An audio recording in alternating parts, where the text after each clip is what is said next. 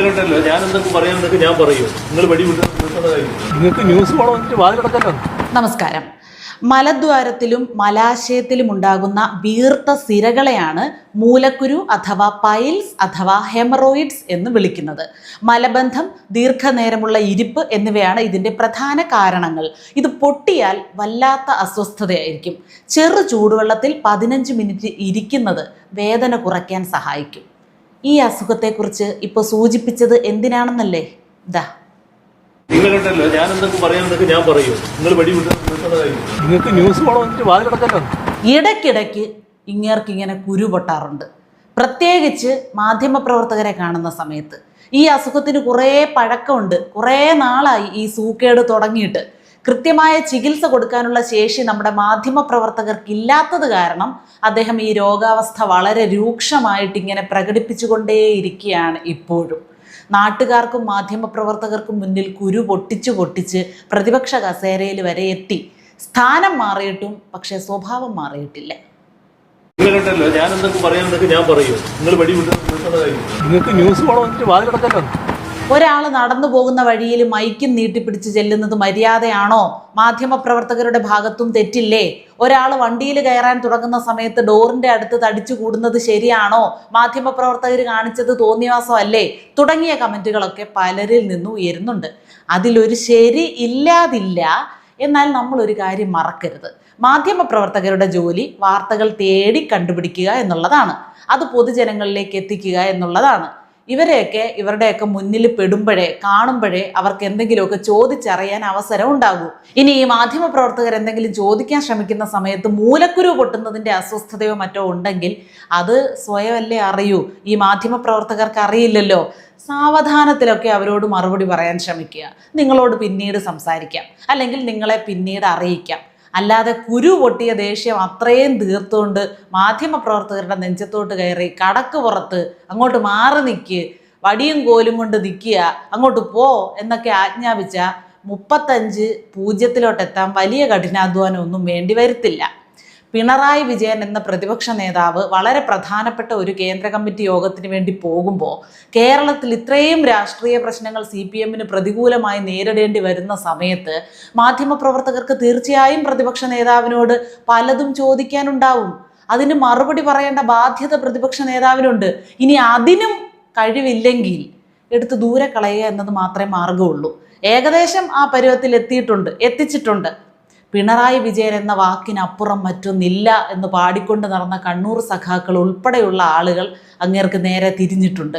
കുടുംബത്തിന് വേണ്ടിയാണോ അതോ കസേരയോടുള്ള ആക്രാന്തം മൂലമാണോ വീണ്ടും ഇതിലിങ്ങനെ കടിച്ചു തൂങ്ങുന്നതെന്ന് മാത്രം നമുക്കറിഞ്ഞൂടാ. എന്തായാലും പുച്ഛം എന്ന വികാരം പോലും അല്ല ഇങ്ങേരോട് ഇപ്പം തോന്നുന്നത്, സഹതാപമാണ്. നിങ്ങൾ കണ്ടല്ലോ ഞാൻ എന്തൊക്കെ പറയാമെന്നൊക്കെ ഞാൻ പറയൂ. നിങ്ങൾ വടി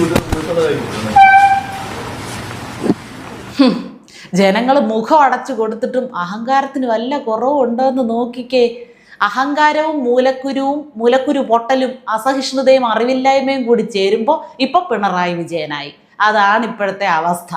ആരെങ്കിലും എനിക്ക് എന്തെങ്കിലും എഴുതി തരും, അപ്പോൾ ഞാൻ നോക്കി വായിക്കാം.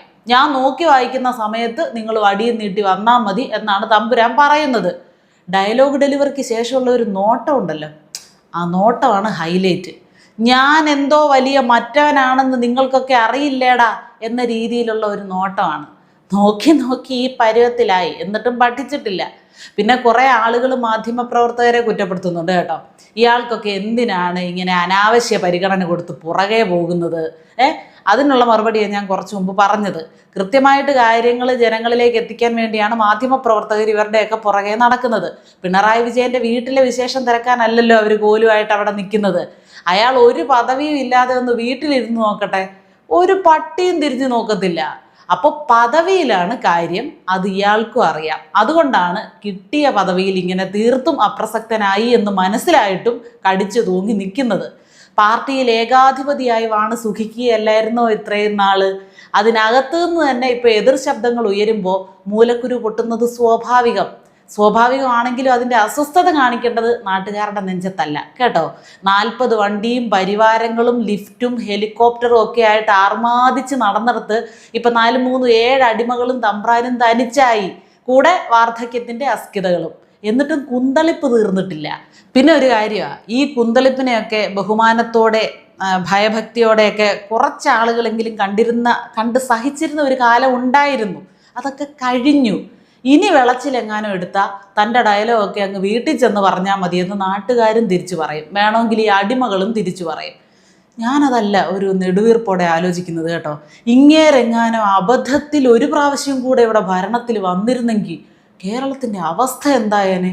അഹങ്കാരി എന്ന് പറഞ്ഞ ഇതുപോലൊരൈറ്റം ഈ കാലഘട്ടത്തിൽ വേറെ ഉണ്ടായിട്ടില്ല എന്നുള്ളതാണ്. പല പദവികളിൽ ഇരിക്കുമ്പോഴും പല ഡിഗ്രിയിലുള്ള അഹങ്കാരവും ധാർഷ്ട്യവുമാണ് അങ്ങേര് കാണിക്കുന്നത്. പഴയ വിജയൻ, പുതിയ വിജയൻ, മുഖ്യമന്ത്രി വിജയൻ, പ്രതിപക്ഷ നേതാവ് വിജയൻ, സംപൂജ്യ വിജയനിലേക്കുള്ള യാത്ര അതിൻ്റെ ലക്ഷ്യം കാണാറായി. എന്നിട്ട് തിള തീർന്നിട്ടില്ല. അങ്ങാടി തോറ്റേന് അമ്മയുടെ നെഞ്ചത്തെന്നാണ് പിണറായി വിജയൻ്റെ കുറേ കാലമായിട്ടുള്ള രീതി. അവരുടെ പ്രസ്ഥാനത്തിനകത്ത് നിന്ന് പുള്ളിക്ക് കിട്ടുന്ന അടികൾക്കെല്ലാം നാട്ടുകാരായി ഇപ്പോൾ അനുഭവിക്കേണ്ടത്, മറുപടി പറയേണ്ടത്. കഷ്ടം തന്നെ. ഇനിയിപ്പോൾ മകളുടെ കാര്യത്തിൽ ഏകദേശം തീരുമാനമായോ എന്തോ, അതിൻ്റെ ഭ്രാന്താണോന്നും അറിയാൻ പറ്റില്ല കേട്ടോ. ഒരു കണക്കിന് ഇങ്ങേരുടെ കാര്യം കഷ്ടം തന്നെ അല്ലേ? 4 വശത്തു നിന്നും പണിയോട് പണി. എന്നാൽ വിശ്രമിക്കാനുള്ള പ്രായത്തിൽ വീട്ടിൽ പോയി അടങ്ങി ഒതുങ്ങി ഇരിക്കുവോ? അതും ചെയ്യത്തില്ല. നിങ്ങളുണ്ടല്ലോ, ഞാൻ എന്തൊക്കെ പറയാമെന്നൊക്കെ ഞാൻ പറയൂ. നിങ്ങൾ വെടി വിട്ട് നിങ്ങൾക്ക് ന്യൂസ് പോകണം വന്നിട്ട് വാതിലടക്കല്ലോ. മാധ്യമപ്രവർത്തകരെ ഇപ്പം ഇങ്ങനെ ആട്ടി വിടുന്നുണ്ടല്ലോ. കഴിഞ്ഞ ദിവസം കുറച്ച് സഖാക്കൾ കിടന്ന് കരയുന്നത് കേട്ടായിരുന്നു. ശിവൻകുട്ടിയണ്ണനും പിന്നാരാ വാസവനല്ലല്ലോ, കടകംപള്ളി സുരേന്ദ്രൻ ചേട്ടനും ഒക്കെ കിടന്ന് കരയുന്നത് കേട്ട്. കൈരളി മാത്രമേ പ്രതിപക്ഷ നേതാവിൻ്റെ വാർത്താ സമ്മേളനം 1 മണിക്കൂർ കൊടുത്തുള്ളൂ, ബാക്കി ചാനലുകളാരും കൊടുത്തില്ല എന്ന്. അപ്പോൾ AKG സെൻറ്ററിൽ നിന്ന് തയ്യാറാക്കിയ സ്ക്രിപ്റ്റ് വായിക്കുന്ന സമയത്ത് അത് കേൾക്കാനും അത് ജനങ്ങളിലേക്ക് എത്തിക്കാനും മാധ്യമപ്രവർത്തകരെ ആവശ്യമുണ്ട്. അല്ലാതെ നാട്ടുകാർക്കുള്ള സംശയങ്ങൾ എന്തെങ്കിലും അങ്ങോട്ട് ചോദിക്കാൻ കോലുമായിട്ട് അടുത്ത് ചെന്നാൽ അങ്ങേർക്ക് കുരു പൊട്ടും.